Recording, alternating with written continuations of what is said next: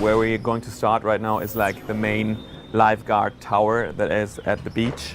We have cleansed this tower for other survivors to come over here to safety because they have been trapped in another beach hut at the end of the beach. And together with Cinemoy, who is a lifeguard that is like the leader of the bunch, we are now settling this up as a safe hub for the survivors over there. And now that we have done that, we can actually talk to all those survivors, find out more about them, get quests from them and missions. You did good, my friends. We're safe now thanks to you. But we won't make it long without food. If help don't come soon, we're gonna have to head to town. I'll try and find a ride. Maybe you could see if anybody here needs help.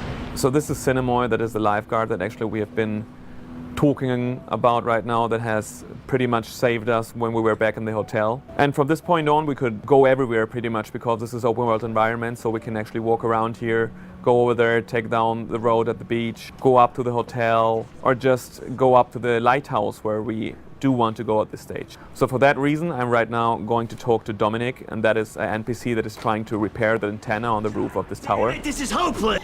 I'm going to use a workbench and I'm going to repair my baseball bat. But downstairs here, there is like way more stuff to do. There's a doctor trying to build up kind of a hospital here and searching for stuff. There's Hank here who's trying to repair the car that we could then use if we help him with that mission. And some other survivors in here that we could talk to. So on this way, of course, I'm going to meet zombies that's going to be attacking me. And I have the possibilities to actually fight against them in melee combat using my knife. It's a short-range weapon, so other weapons are going to have a higher range. For example, the baseball bat is more useful when it comes to range attacks. I'm going to have the kick to actually get some distance between me and the zombies. And also I could throw my weapons towards the zombies when they attack me. I set you free! So these are my first enemies. So as you can see, this was now vessel zombies. These zombies are more like the weakest zombies in the game. They are more like dangerous when they're in groups. But in this case, they were standing up. I had enough time to actually get my weapons ready, destroy them. And you have different hit zones. So basically you can hit them in the head, you can break their arms, break their legs, and just go tactically for whatever the zombies is going to be that attacks you. So a fast zombie, you want to go for the legs. A zombie with a weapon in his hand, you want to go for the arms and stuff like that. But also you have the possibility to actually use the surroundings to get rid of the zombies. Like in this case, there was a propane tank back there that I used. So in this resort area, we just left the lifeguard tower, and I'm now going to enter the bungalow area. So again, there's going to be NPCs we can meet in here. There's going to be zombies attacking us, and there's also going to be like side missions we can take on the way. So pretty much when I hit the zombies, I don't want to just run in and hack and slash because I'm going to run out of stamina at one point. So I want to be sure that I hit where at the head or the leg, wherever I want to hit to, and don't just like slice and slice and slice, because else I will be left defenseless in the middle of the fight because I have out of stamina. I'm going to get like in a defensive pose and nothing else is going to be possible for me. And now that I'm going to pass this bungalow, I'm going to see that there's actually a lady standing in there and she's asking for our help. In this case, I just don't want to help her. So I'm going to take her car and just leave her alone here.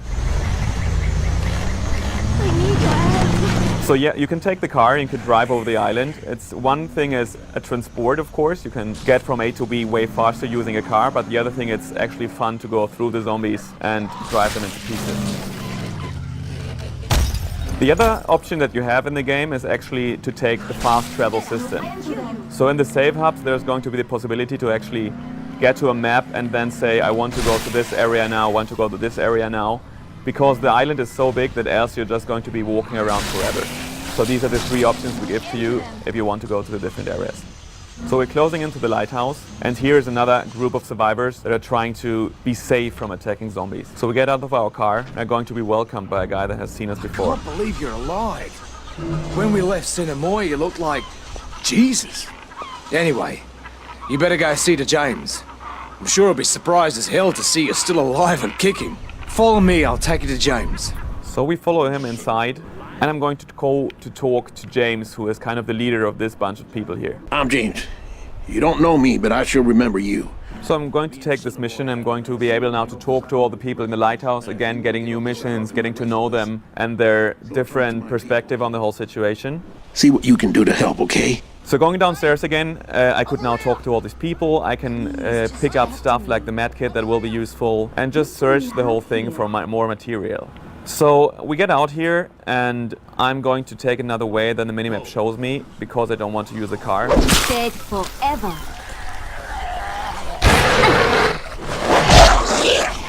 So as you can see here, some people actually try to spell help us with suitcases and crates. And I break the leg there.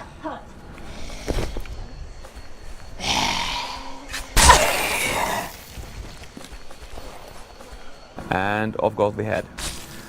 So now what you can see here is the infected zombies. They're way faster, we're more aggressive.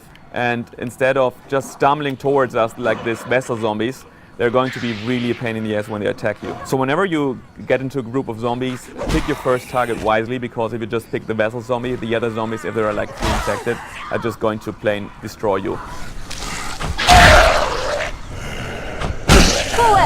You hear her voice from time to time with a one-liner. What we want to do in the game right now is that in the beginning of the game she's going to be like more afraid, she's going to be like a little anxious, and later on when she has killed like 100 zombies, she's going to be like way toughened up and she's going to be way cooler when the zombies attack.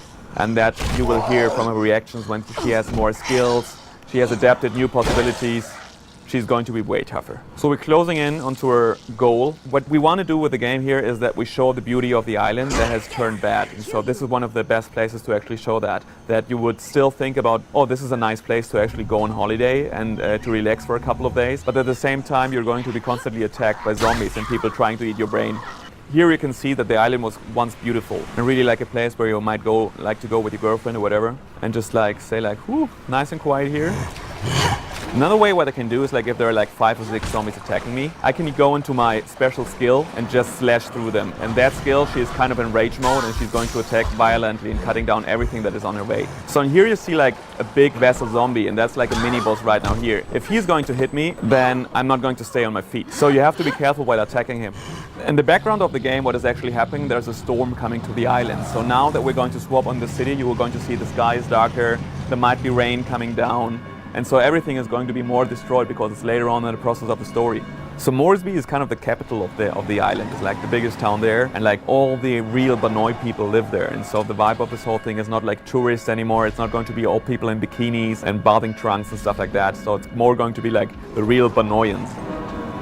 So you can hear the bells while this cutscene is running, and this is pretty much a problem of the people that are in the church, because that church is actually a safe zone. Like a nun has actually brought people over there, and those people are caught in there because this ram zombie is pretty much blocking the door and trying to get in there because he's attracted by the bells, and all the other zombies are also attracted by the bells. So our main goal here right now is going to be finish off the bells, have them quiet down, and then the people are going to be safe again. But first of all, I want to show you the town a little bit. The whole city has been way destroyed because the zombies have pretty much taken over, and everything looks completely messy. So also we have new weapons right now. The machete is a really great weapon, especially for Xiang Mei, doing massive amount of damage and cutting off limbs. Maybe go for the head, off it goes. So I'm going to make use of my rifle right now just to show you the shooting mechanics once.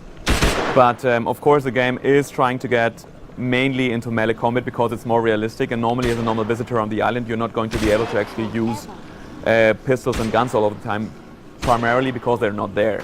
So it's going to be focusing on melee combat, but we give it the option to also go into the rifle topic. So you can see, of course, the rifles are really effective, so we really keep it down to minimum because we want you to feel like you're really in close combat with a couple of guys who's they're trying to eat your brain pretty much. And this whole survival feeling is best with a melee combat. I set you free! There is another zombie that is actually really cool because you can use him in different ways. But when you get too close to him, what he's going to do is he's going to try to explode and take you down with himself. Going to take the fight on with the ram zombie, and he's really tough guy. So he's surrounded by kind of auxiliary zombies here that is going to help him out, but he's actually going to take them down if they stand in his way because he's really going for it. But you're going to say to have several of those guys running around. I mean, they have a background story and the reason that they are on the island, but it's not just going to be like one or whatever. It's the Lord's will that you be here. Agreed? So this is Helen, the nun that is actually taking care of this group, and she's asking us to now get rid of the zombie that is blocking the bell mechanics. And we'll also build the sticky bomb craft that is pretty much a knife that has C4 on it. So when you throw it towards an enemy, it's going to explode when it gets stuck in the zombie.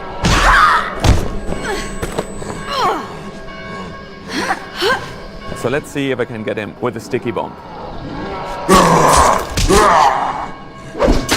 Yeah. So this guy shouldn't do any more hurt. You can see again, gory mess here.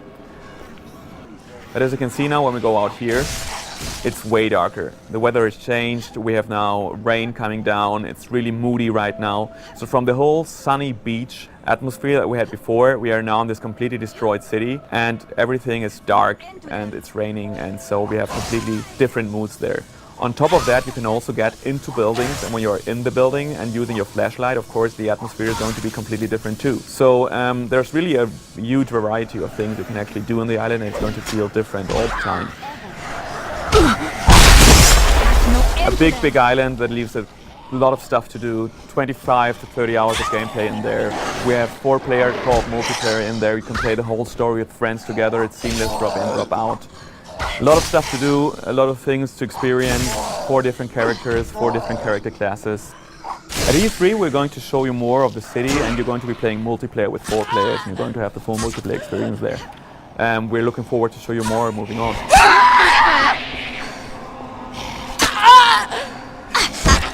There's no end to them.